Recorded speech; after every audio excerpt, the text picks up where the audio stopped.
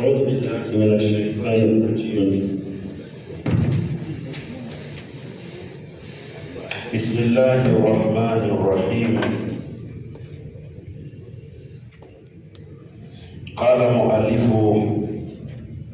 رحمه الله تعالى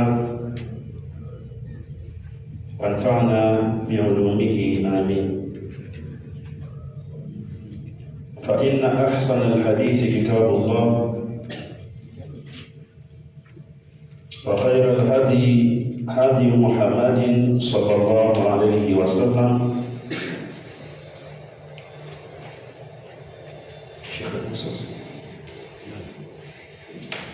وشر الأمور محدثاتها وكل محدثة بدعة وكل بدعة ضلالة وكل ضلالة في النار. اللهم إنا نسألك رضوانك والجنة ونعوذ بك من سخطك والنار.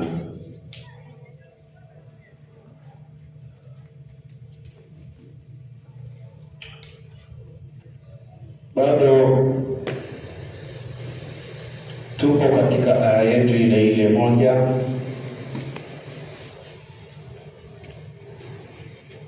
aya ya 19 ya surat Muhammadin sallallahu alayhi wasallam au suratul Qital. Fa'lam annahu la ilaha illa Allah wastaghfir li dhanbik walil mu'minina wal mu'minat wallahu ya'lamu mutaqallibakum wa mathwaakum. Tulisema aya hii ina vifungu vitano,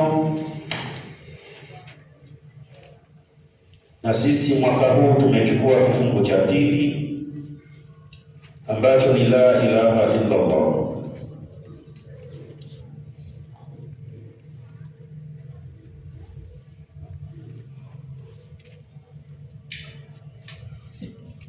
Sehemu tunazungumzia masharti ya la ilaha illa Allah, ambayo tuliona yako masharti 7. Sharti la 5 ni asidiku, ukweli, na tukasema katika hayo masharti 5 sidiku tutazungumza, na jana tumehitimisha kuzungumza kwa mukhtasar. Leo tunaingia katika sharti ya 7, ambayo sharti ya 7 ni ipi? Al-mahaba. Tutazungumzia mahaba kidogo. Nafikiria mna makaratasi mengi sana.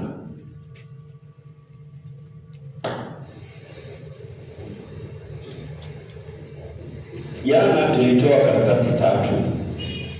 Jana tukasoma namba 1 na namba 2. Kuna moja hatukuisoma, ndivyo? Au zile za jana mmeziacha nyumbani? Tulisema mwenazo kwa sababu utakuja kwenye somo la leo.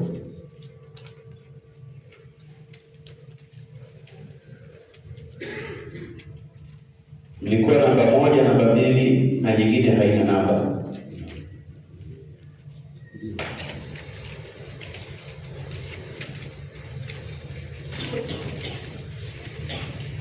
Mmejua na ile ambayo haina namba? Hiyo ni karatasi.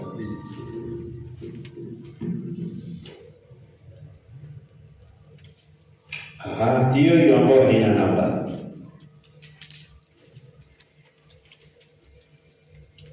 Ambao kule juu inaanza na wakila. Mepaona? Wakila huwa min al-hubbi.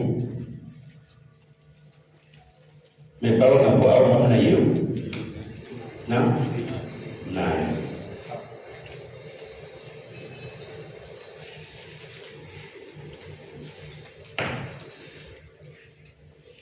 na leo zimegawanywa karatasi moja moja. Karatasi iliyogawiwa ya leo imeandikwaje? Kuna namba huko pembeni, umeiona? Umeiona namba? Kuna namba 2.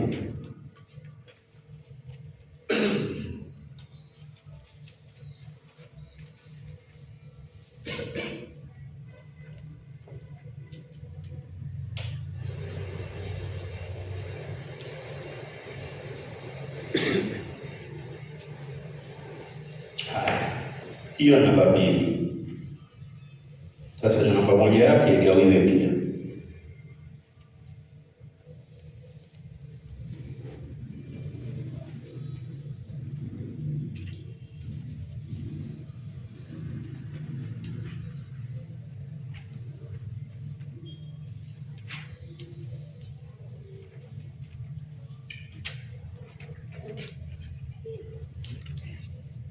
Kwa leo tutakuwa na karatasi 3. Karatasi ya kwanza ni ile ambayo ilibaki jana kiporo, na karatasi 2 hizi za leo. Tutakuwa na karatasi 3.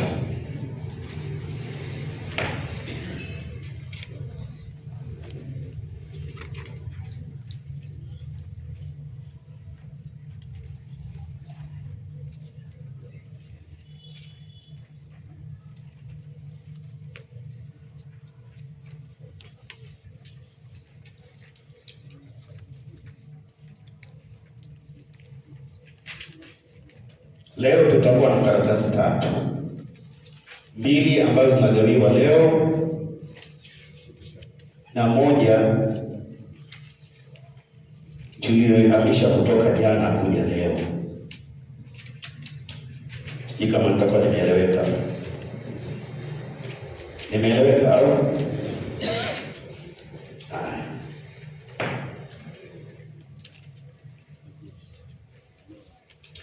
Angalia karatasi ya kwanza. Karatasi ya kwanza kule chini iwe na namba 295. 295 chini. 295. Umeshaiona? Umeiona? Ambayo kwa juu ukisoma juu inaanza wakila huwa min alhubi. Umeiona hiyo? Sasa hiyo andika mapenzi namba 1. Iandike mapenzi namba 1.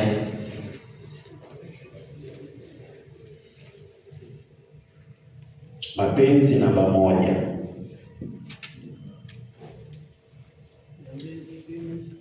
Mia 290 chini kabisa, katikati chini hapo.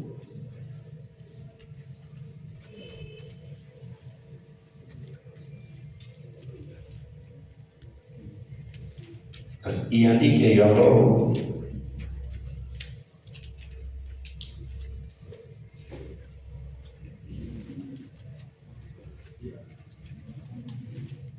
Hiyo tunayosema 290 ni ile tumehama nayo jana. Si mtaka mmegundua? Jana tuligawa karatasi 3 tukasoma 2. Jamani, tuko pamoja? Na juzi si ndio tumesoma jana? Jana tulikuwa na karatasi 3 mpaka jana. Au mpaka jana tulikuwa na karatasi 3. Tukasoma 2 ikabaki 1. Hiyo iliyobaki chini imeandikwa 290 katika zile 3 zilizorudishwa pamoja. Bado hamjaelewa? Umeshaelewa? Sasa hiyo ambayo imefundishwa, hiyo ambayo kuna 290 iandike mapenzi namba 1. Mzee Nyembo tayari?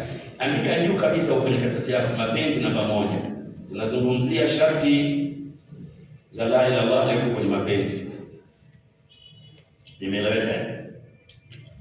Halafu karatasi ya pili, acha ile ambayo imeandikwa namba 2 kwa Kiswahili pembeni. Kuna karatasi imeandikwa namba 2. Hamna hiyo? Imeandikwa pembeni namba 2 kabisa, nimeandika pale. Namba 2 ya kalamu. Umeiona? Cheka hiyo. Umeiona? Pembeni kabisa huko kulia kwako nimeandika namba 2. Umeshaiona? Sasa hiyo iandike mapenzi namba 3. Iandike mapenzi namba 3. Kwa hiyo kwenye ile 2 ile badilisha andika 3. Alafu juu andika mapenzi namba 3.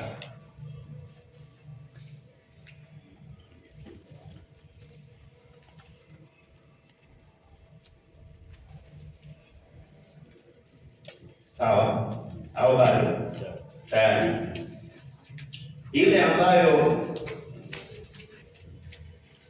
kwa pembeni yako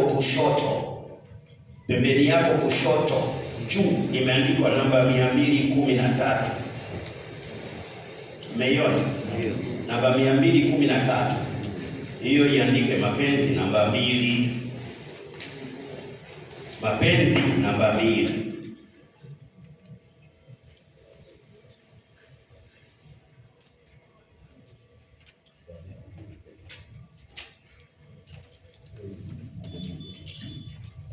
Tumeanza na iliyoandikwa 290 chini, hiyo iwe namba 1. Alafu tukaja nikasema ile ambayo imeandikwa namba 2 pembeni kwa kalamu, hiyo iandike namba 3. Alafu hiyo nyingine ambayo kwa juu kabisa kushoto kwako kuna 213, iandike namba 2. Tumeelewana au bado? Ndio. Zinawachanganya?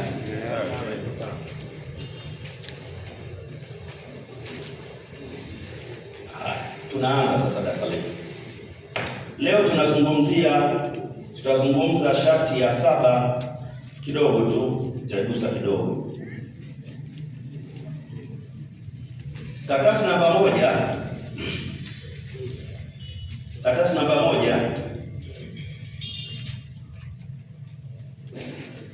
Teremka mstari wa 4 umepigiwa mstari chini. Umeona? Umepaona? Tunazungumza mapenzi ni nini? Leo tutazungumza vitu viwili. Tutazungumza mapenzi ni nini, alafu tutazungumza daraja za mapenzi. Mapenzi yana ujazo, yakijaa yanahamia daraja jingine, yakijaa yanahamia daraja jingine, yakijaa iko hivyo. Umepaona hapo? Kila imesemwa au kila imefafanuliwa. Tunatafuta mapenzi nini? Tuone sisi mapenzi tunayo. Ni wanachuoni wamesema aina tofauti kufanua mapenzi. Hapa ukisoma kwenye karatasi ziko sehemu nyingi tu. Fulani kasema, huyu kasema. Mimi nimechagua sehemu kama 3 hivi. Almahabbatu itharul mahbubi. Umepaona? Almahabbatu mapenzi, itharul mahbubi ni kumpa nafasi yote anayependwa au kinachopendwa. Mapenzi itharul mahbubi ni kumpa nafasi yote yule anayependwa au kile kinachopendwa. Ala jami'i mashubi, zaidi ya vyote ulivyo navyo kwa wakati huo. ala jami'il mashubi, juu ya vyote ulivyo navyo wakati huo.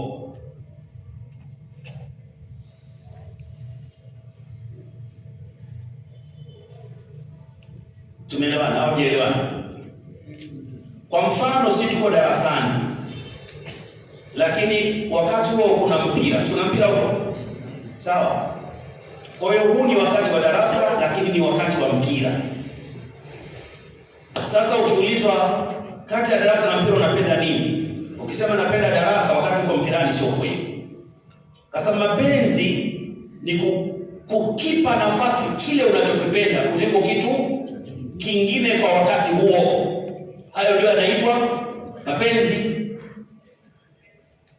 Kwa mfano sisi watu wa maulidi, ukiwa kwenye maulidi ukasema unampenda Mtume sallallahu alaihi wasallam, lakini wakati huo bado unahangaika na simu yako inakuhangaisha, hujapenda kumsalia Mtume Muhammad, kwa sababu itharul mahbubi ala jami'il mashubi. Na ndio maana Mtume wetu Muhammad sallallahu alaihi wasallam alimuuliza Sayyidina Umar, unanipenda? Akasema ninakupenda, lakini pia ninapenda wazazi wangu, watoto wangu, nafsi yangu na mali. Akamwambia la ya Umar, bado.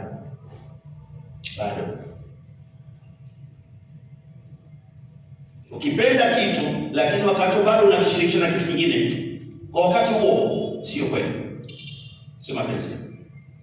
Na ndio maana kwenye Uislamu mnapofanya samaru na mkeo, samaru ni yale mazungumzo ambayo mwanamume na mke huwa wanakaa usiku kabla hawajaingia kitandani, wakakaa, bwana, leo futari ya leo mbona haikutosha, na hali ya kuwa pesa zilikuwa nyingi.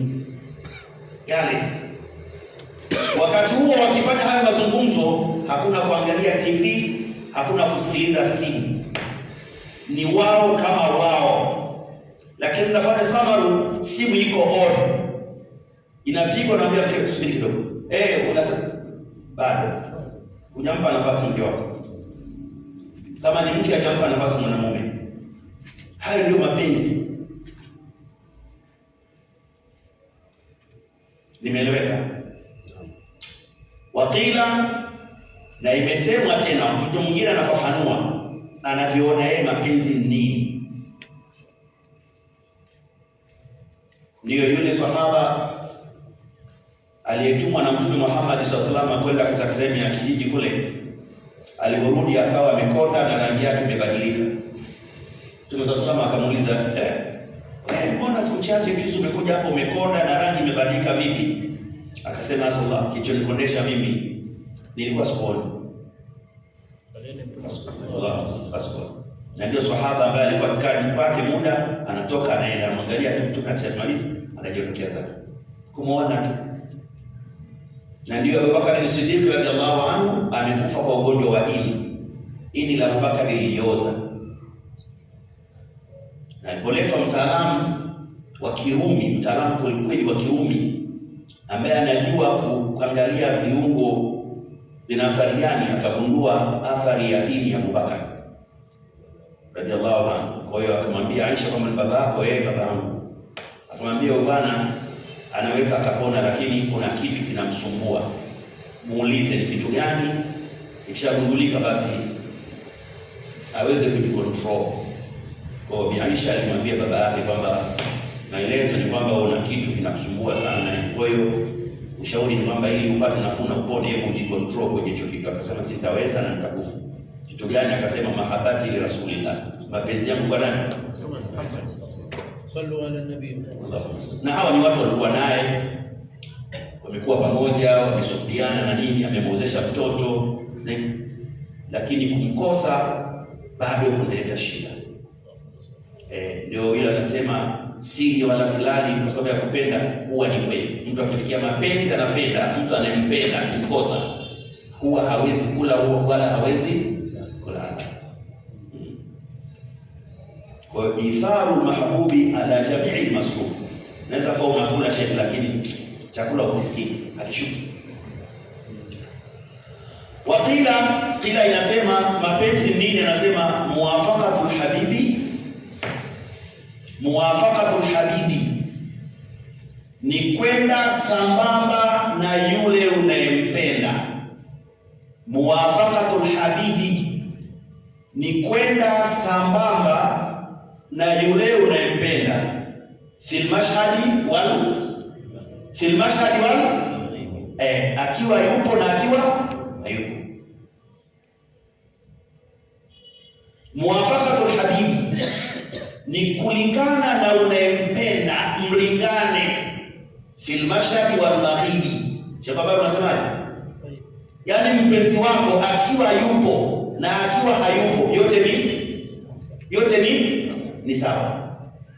Akiwa yupo unavompenda na akiwa hayupo unavompenda, yote sawa. Ndio mapenzi yako. Sio leo na mke amesafiri kwenda kwao, unaingia kutafuta cha kudoa, japenda.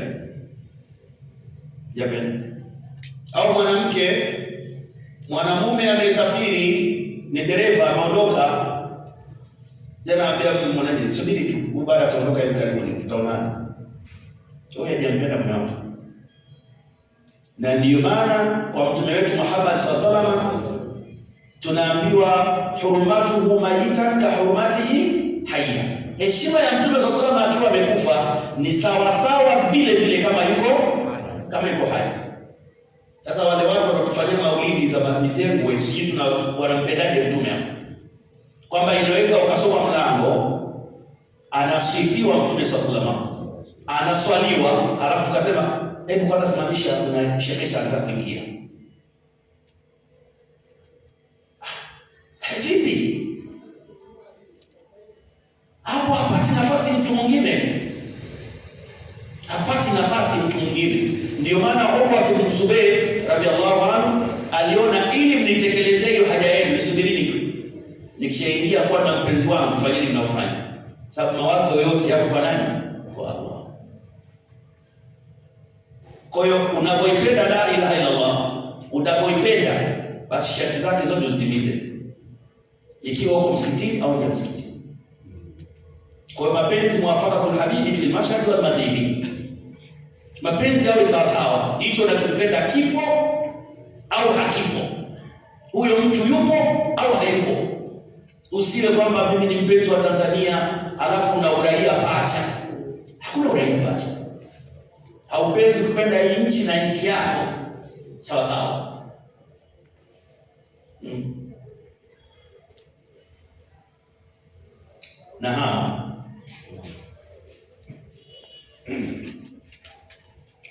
Ziko nyingi tu hapa, lakini singeni nimeziacha, mtasoma wenyewe. Kama hapa anasema mapenzi ni kujinyima wewe kingi na kumpa unayempenda mpenzi wako kingi. Yaani wewe uchukue kichache, hiyo tuiache. Teremka chini. Wakala Shibli, mstari wa 4 kutoka chini. Kuna hakikatu dashi, hakikatu dashu pada juu samitu pada wakala atai pada wakala Shibli. Umepaona? Wakala Shibliyu amesema, Shibliyu anasema summiyatil mahabbatu mahabbata, summiyatul mahabbatu mahabbata, yameitwa mapenzi ni mapenzi. Summiyatul mahabbatu mahabbata, yameitwa mapenzi kuwa ni mapenzi. Yalikuwa nafanua ni kwa nini mapenzi yameitwa ni mapenzi. Sallu ala nabii Muhammad. Allahumma salli. Akasema liannaha, kwa sababu mapenzi kawaida yake, liannaha, kwa sababu mapenzi kawaida yake, tamhu min alqalbi, huwa yanakifuta kutoka moyoni. Tamhu min alqalbi, huwa yanakifuta kutoka moyoni, masiwa kile kisichopendwa.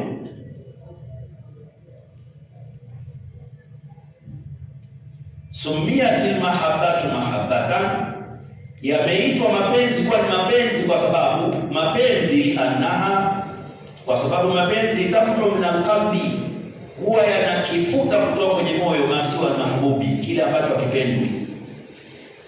Hii kauli hii mtakuwa nimeeleweka.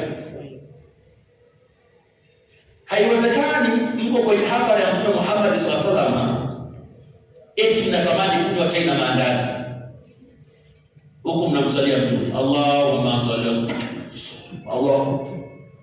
Mapenzi huwa inakifuta kile ambacho hakipendwi, hakikai kwenye moyo. Kwa hiyo huwezi kulinganisha andazi na Mtume, yani vikaendana. Hujapenda kile kinachopendwa huwa hakiwazi kukaa na kingine kwenye moyo. Mapenzi yanakifuta kimoja, kinabaki kimoja. Sasa hiyo huwezi kwenda navyo viwili. Maana ya mapenzi ni kile kinachofuta kisichokuwa kinachopendwa. Mke wako na mama yako unampenda nani sasa? Nawapenda wote. Kweli. Kimapenzi kweli unampenda mke wako na kimapenzi?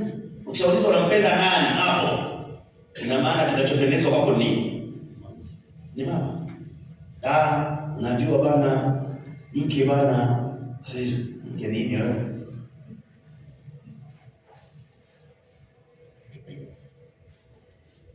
Nimeeleweka? Mengine mtasoma mapenzi ni nini. Huyu mwingine anasema iqamatul itabi ala dawam. Mapenzi ni kuteswa na kile unachokipenda muda wote na mapenzi.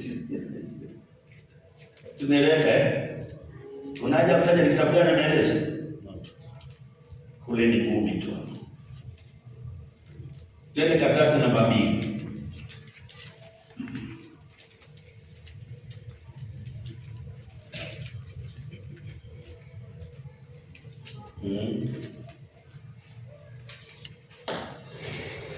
Yaani mpaka mnafumaniana. Bahati mbaya shida nikanipitia, unajua ndio mimi napenda sana. Toka hapo huo. Teremka namba 21 pale chini. Mmepaona faslu, mmeiona? Tumeshazungumza mapenzi ni nini kwa muhtasari. Wanachora wamezungumza wanachora kanuni 20 kisha mapenzi yalivyo.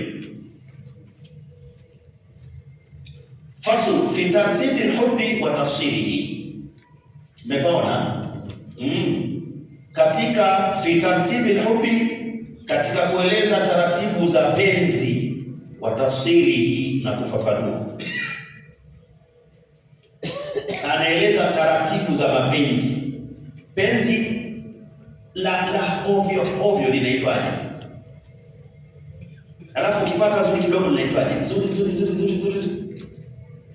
Fi tartibi al-hubbi wa tafsirihi, katika utaratibu wa kueleza mapenzi na ufafanuzi wake. Anil aima, hiyo imeelezwa na nani? Anil aima imeelezwa na nani? Na wanachuoni, sio kama ni habari za mtaani. Kwa hiyo ukisema sharti ya 7 ya la ilaha illa Allah ni mapenzi, lazima ujue mapenzi ni kitu gani. Haiwezekani swala inakimiwa hapa, Allahu akbar, ashhadu an la ilaha illa Allah, unapokea simu bado sana. Yaani kama unaambiwa la ilaha illa Allah, unazungumza simu hapa na unasikia. Tunajalia katika mapenzi wala ilaha illa Allah. Haiwezekani unakuja msikitini, simu iko on. Stop. Afu naambiwa Allahu akbar, simu yako bado iko on. Wewe hujamjua Mungu. La ilaha illa. Lazima ikiwepo hiki kingine kitafutika, kitakuwa hakipo kabisa. Wewe kutaambia unapenda darasa, alafu siku 3, siku 4, siku 5 unapiga simu tu. Sio kweli. Likiwepo darasa litashika nafasi nini? Darasa tu, lazima nifute kitu kingine. Na ndio maana nitoa mfano mimi kwa Sheikh Abdul Muhsin Kitumba, kaja mtu tajiri anadarasisha, hakuingiza kitu kingine, kaambia mwambie asubiri au aende atarudi baadaye. Sasa jamani, samani kidogo. Mzee sana. Ukuwa na hadi naye bwana. Na ndio maana kwenye swala ukitaradadi unasikia hodi. Hivi niendelee na swala au nisikilize hiyo hodi? Hivi swala ipo haipo? Huwezi kuingiza na kitu kingine, labda itokee dharura kisheria. Sasa awalu maratibil hubbi, la kwanza katika daraja za mapenzi. Awalu maratibil alhubbi, la kwanza katika daraja za mapenzi, daraja la chini kabisa la mapenzi, la chini, la mwisho, linaitwa alhawa. Hawa, pumbao, hawa, pumbao, kupumbazika.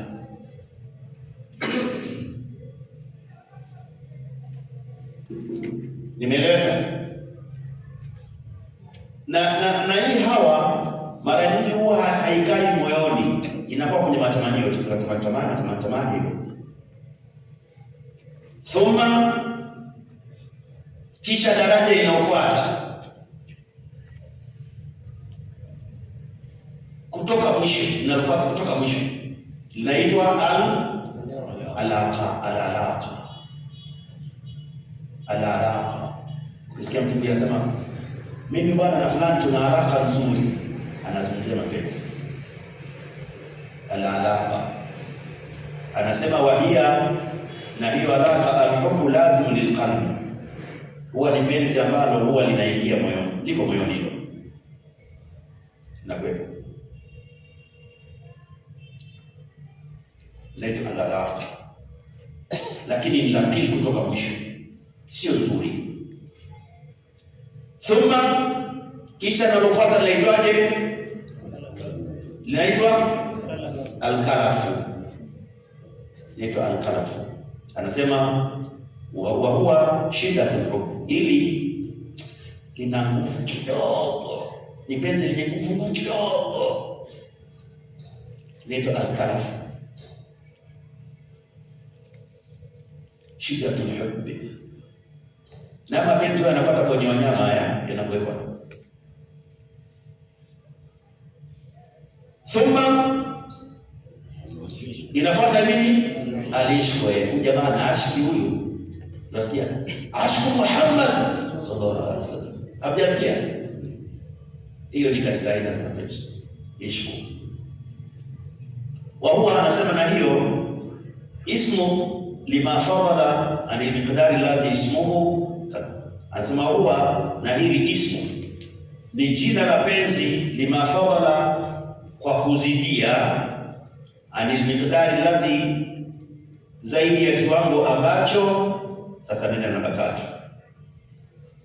ismuhu alhubb, inazidia kiwango ambacho kinaitwa hubb, inazidia hiyo alishku. Jamaa na ashki huyu,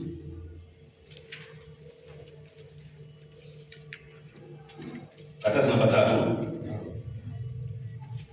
Thumma ash'afu,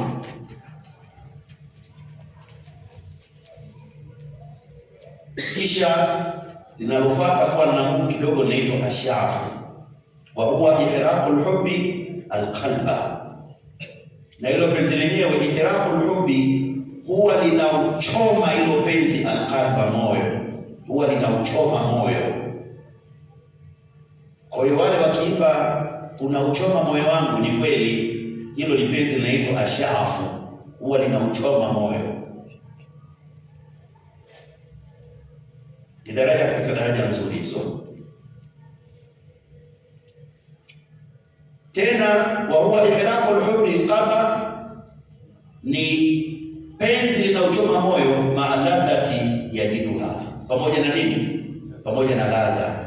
Napenda unasikia ladha, sikia ladha, moyo wako unachomeka, lakini unaona utamu. Utamu. Anasema Wakadhalika na hivyo kuna mapenzi yanaitwa al-law'atu wal-la'iju. Kuna mapenzi yanaitwa al-law'atu wal-la'iju.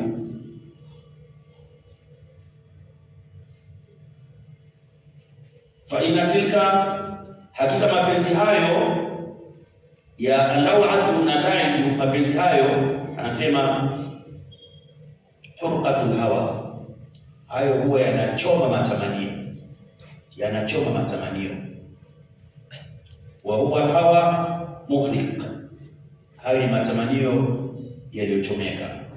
Kwa hiyo ashafu na lawatu na laiju, hali mapenzi ya aina tofauti, lakini yanakuwa na tabia zinazofanana.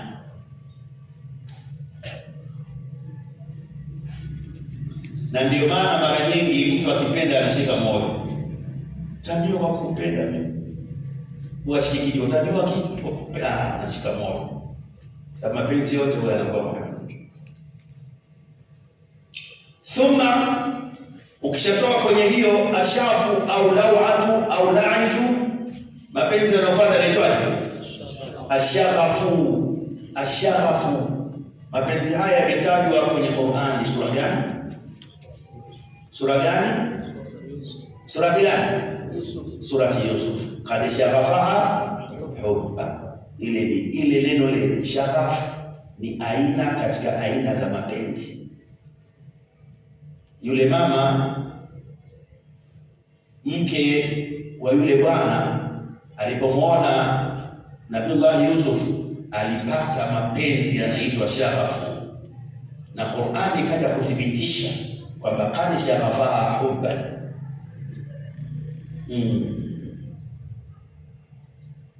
Anasema wa huwa, na mapenzi hayo, ayablugha alhubbu, ni kufika penzi lenyewe. Ayablugha alhubbu, ni kufika penzi lenyewe. Shaghafa alqalbi, moyo wa binadamu ulivyo una vitabaka vya nyama, umezungukwa na nyama tabaka. Sio kama moyo wa binadamu ulivyo huko kama vile ulimi, kwamba ulimi ni nyama tu. Moyo umetengenezwa na vitabaka vya nyama ambapo unaweza kuuchuna kama mtu anaweza kumchuna mbuzi, ukatoa ngozi, nyama ikabaki, na moyo uko hivyo. Sasa ndani ya moyo kuna kitu kinaitwa shaghafa, kuna kinyama kinaitwa shaghafa. Ni katika kinyama ambacho kiko katikati ya nyama za mwanzo na nyama za ndani. Hakiko ndani sana wala hakiko nje sana, kiko katikati. Sasa hii shaghafu, wa huwa ayablugha alhubbu, ni kufika hali mapenzi. Shaghafa alqalbi, yanafika kwenye hiyo nyama ya moyo. Na kila unapopenda mapenzi yanatoka nje kuingia wapi? Yanaingia ndani. Kwa hiyo hawa ni penzi ambalo hata kwenye moyo halipo, ni matamanio tu.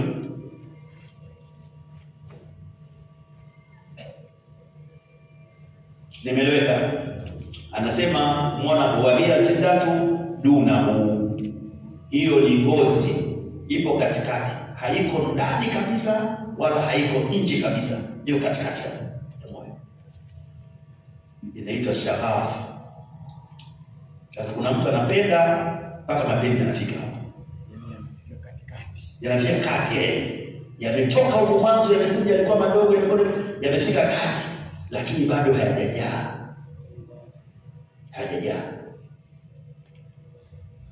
Tunazungumzia mapenzi katika shati ya la ilaha illallah.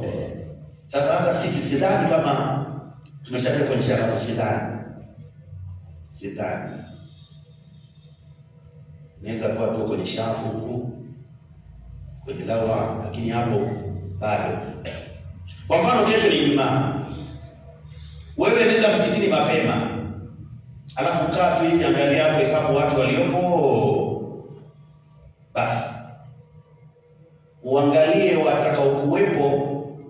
Khatibu hajapanda kwenye mihrabu, na watakao kuwepo baada ya khatibu kufanyaje? Kupanda kwenye mihrabu. Angalia, tuna bado sana. Panda safu 3:30. Umeshakwenda kwenye hutuba pia katikati, ndio unaona angalau msikiti una wale wote wameanguka wale. Hawachomi, Ijumaa haiwachomi. Lakini mapenzi yanachoma, yanaunguza. Mimi katika visa ambavyo siwezi kusahau ni kutandikwa. Nilitandikwa na mmoja kati ya bibi zangu kwa maji ya kuoga Ijumaa. Pale tulipokuwa tunaishi kulikuwa kuna mtu wa Ngumba. Sasa yeye alikuwa anapenda maji ya kuanika, kwa hiyo alianika maji juani. Siku kama kesho Ijumaa. Sasa yakatokea majani yakamgia kwenye nini? Kwenye maji. Mimi nilipotoka nikaja nikaona niyaondoe yale majani. Subhanallah, nilichezea kichapo siku hiyo.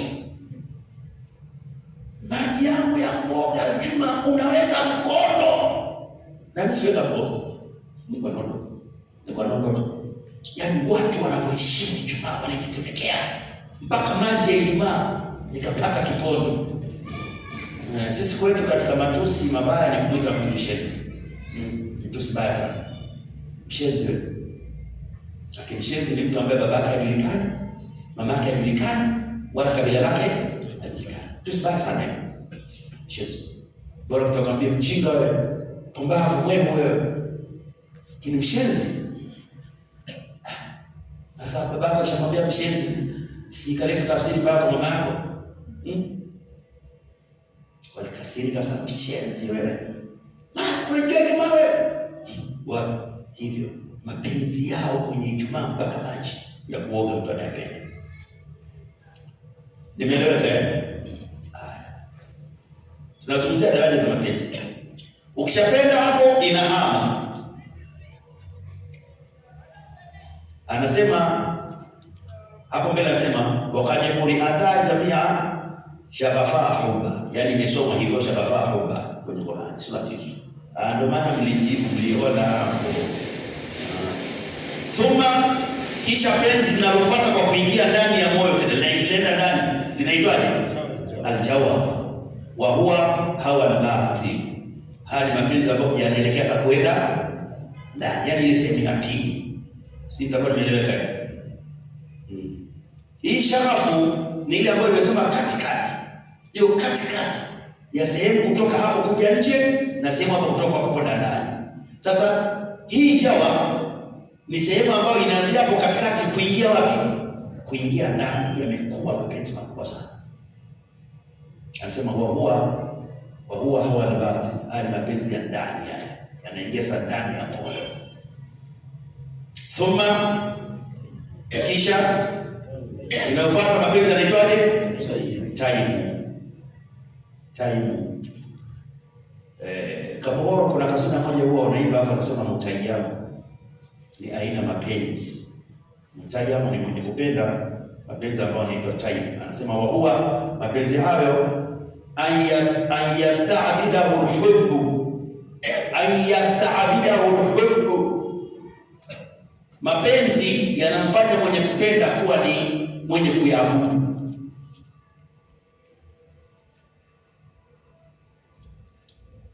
Ayasta'bidahu al-hubbu. Hayo mapenzi, ukifikia daraja hii, yale mapenzi unayatumikia, yanakuendesha. Ndio ile haoni wala hasikii, hamiliki.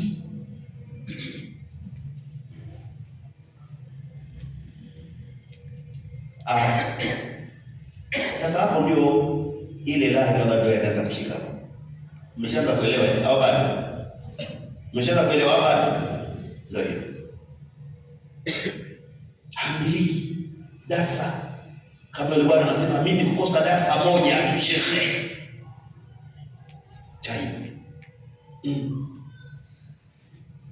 Umar bin Zubair radhiallahu anhu alikosa kusali siku moja tu, sio fardhi, ni sunna. Siku ya pili akailipa kadha. Alikuwa kila siku anasoma robo ya Qur'ani, alafu anaisimamia qiyamul layl.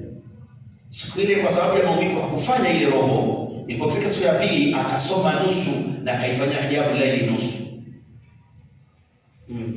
Yule tajiri ambaye alikuja mtu kugonga nyumbani kwake, saidie maskini mimi. Akaenda akachukua pesa akampelekea. Baada ya kumpelekea akarudi analia. Mke anamwambia, nini mume wangu? Hela zote ulizonazo kidogo umempa wewe, unalizwa na kitu kidogo. Akasema, kinachouliza sio hicho nilichompa. Kinachouliza ni aya. Mwenyezi Mungu amesema wale ambao wana pesa wawape watu lisaili wawape watu wenye kuomba. Mimi hawa watu mpaka wanaamua kunifuata badala ya mimi kuwafuata. Ndio hicho nalia, Mungu ataniuliza kiyama. Wewe si ulikuwa pesa unajua unataka kupewa wewe? Ulikuwa omba unajua unapokaa. Ulikuwa wengi libeti ukakuta pale wewe. Yaani mpaka wanakuja nyumbani kwako, wanakuja dukani kuomba. Ndio hiyo. Hawa ni watu mapenzi ya lile jambo. Mapenzi ya jambo lile. Yaani akilifanya kidogo kitu kasoro linamuumiza. Nishatoa kisa cha yule mtu alikuwa na swali alafu akasikia mtu anamwambia nina shida bwana. Akamwambia baada ya asiri. Nishakitoa hapa ya jamaa kwa salamu alaykum salaam. Kaenda nyumbani akachukua dirham 70. Akamwambia nimesikia bwana kakuahidi baada ya asiri. Chukua hii sasa hivi kamalize haja. Lakini hakuletea tena. Na hilo fanyaje? Chukua tena. Umar bin Khattab radhiyallahu anhu, Abu Bakar Siddiq alimuhusia akamwambia, yuko mama mmoja ni mtu mzima sana. Huyu mtu hawezi kujilisha. Lakini chakula chake kikubwa ni tende na maji ya zabibu. Kwa hiyo mimi Mwenyezi Mungu ataniondoa. Na wewe utapata utawala. Kwa hiyo muangalie yule mama. Ukienda unamlisha. Umar bin Khattab radhiyallahu anhu baada ya Bakari kufa amezika, akawa anakwenda kwa yule mama. Lakini akamwambia usimwambie kama nimekufa. Wewe utakuwa unakwenda. Sasa alipofika kamlisha tende ya kwanza yule mama kala. Baada ya kumaliza akamuuliza, anta Abubakar? Wewe ni Abubakar kweli wewe? Madakaki. Akampa tende. Akala yule mama akamuuliza, Abubakar anta? Ni Abubakar wewe? Kala la, akasema sio. Akasema nimejua wewe sio Abubakar. Akamuuliza kwa nini? Akamwambia Abubakar Siddiq radhiyallahu alikuwa anaponipa tende anaondoa kokwa ndani, anaondoa kokwa, ananipa tende tu hivi. Sallu ala nabii. Hilo Umar bin Khattab lilimliza sana kuona amefanya jambo lakini hawa ndio watu wa la ilaha.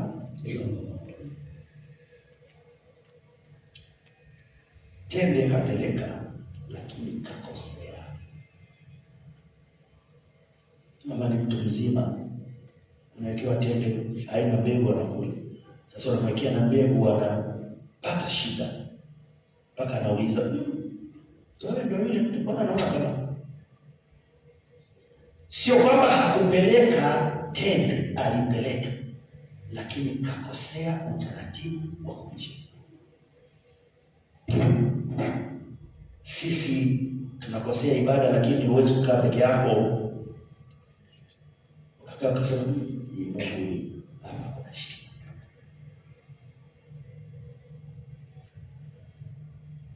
Kwa hiyo time ni mapenzi ambayo yanafanya mtu anaabudu. Ndio hiyo kwamba mtu anaweza kukaa juani anasubiri mpira. Juani sio bandani. Toka satani.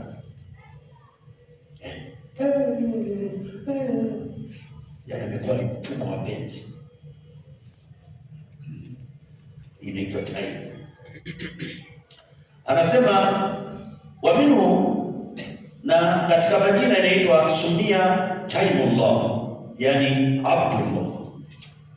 Na hii time mara nyingi inakuwa ni kwa mtu ambaye ni mwema, haiendi kwa mtu mwovu. Mtu mwovu anakuwa na mapenzi ya ovyo ovyo.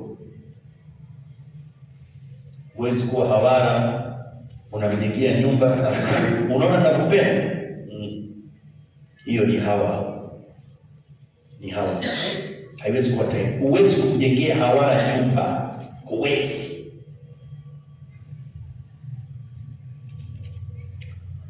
Yanayofuata naitwa thumma tablu. Kisha mapenzi yanayofuata naitwa tablu. Wa huwa ayuskimahu alhawa. Hayo yanauguza, hayo ni mapenzi yanamuuguza mtu. Namwona mgonjwa kabisa, taabani, mgonjwa taabani. Hivi mbona konda? Ndo kama yule sahaba, kama konda sana. Mapenzi yanaua, mapenzi huwa yanaua. Unaweza kutoka usiku wa manane kwenu kule Busweru kule, ukamfuata mpenzi Usagara kwa mguu, au sio? Badili sana na nafsi. Tunajijua, tunajijua, tumeruka mitaro, unajua na uongo mwingi. Toka usiku, fulani niko hapa nikufuata, fungua basi nikuone. Chakula sikutaki. Nakubali, nimeshakuacha nikuone tu.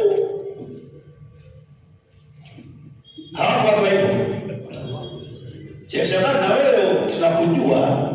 Maana kuna nini fulani kana kuuliza. Wa huwa yuskima alhawa, mapenzi yanapunguza. Wa huwa rajul mabtulu. Kuna mtu anaitwa mabtulu, ndio hiyo tablu. Mabtulu, mgonjwa taabani. Yuko mtu mmoja alikuwa anapenda mbwa, anapenda mbwa kweli kweli.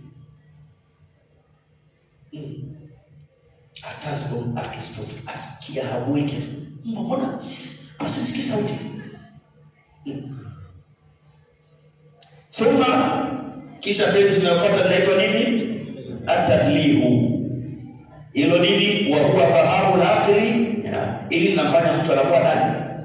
Anakuwa mwehu, kichaa. Ndio ile majnun Laila. Sio kama unacheka kabisa, vipo hivi. Mwehu shekhi.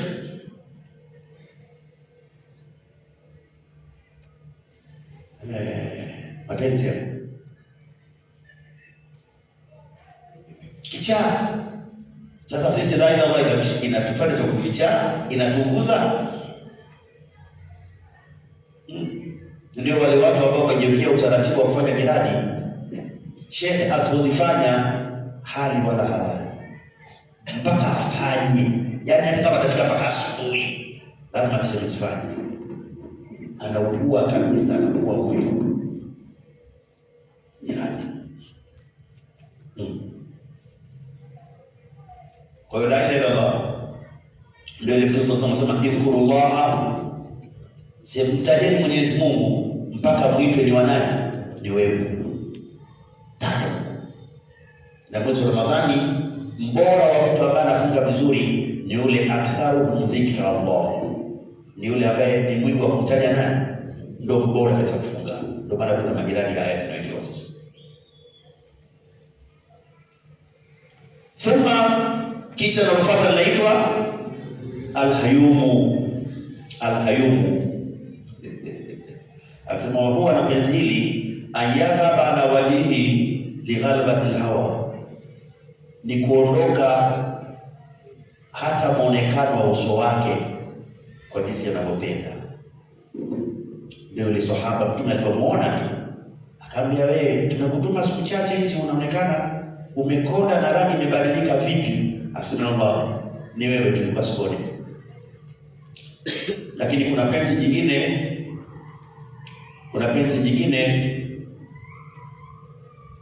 hakuliweka hapo, nalo limo kwenye hiyo surati Yusuf, nimeliandika pale. Laitwaje? Wale watoto wa Nabii Yakubu walijua Yusufu ameshakufa zamani,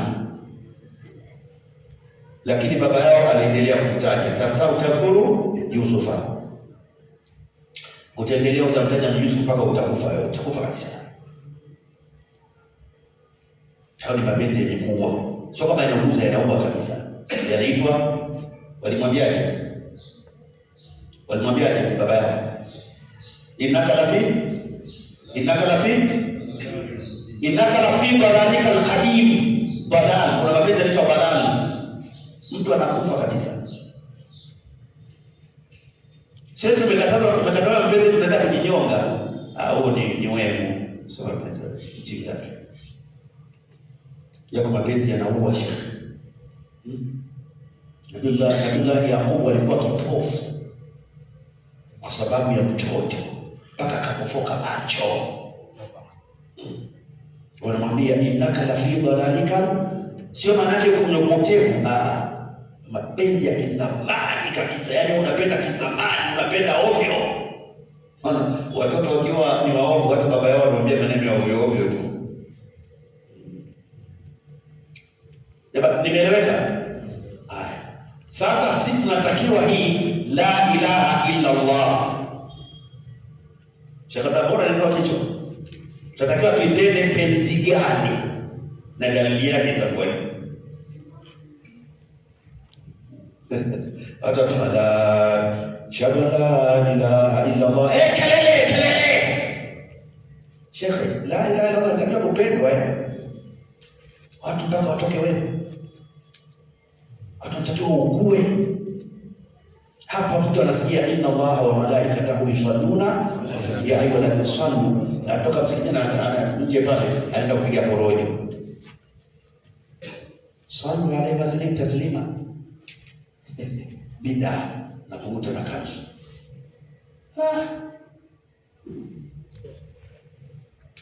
Darasa letu la leo linaishia hapo. Allahu wa rasuluhu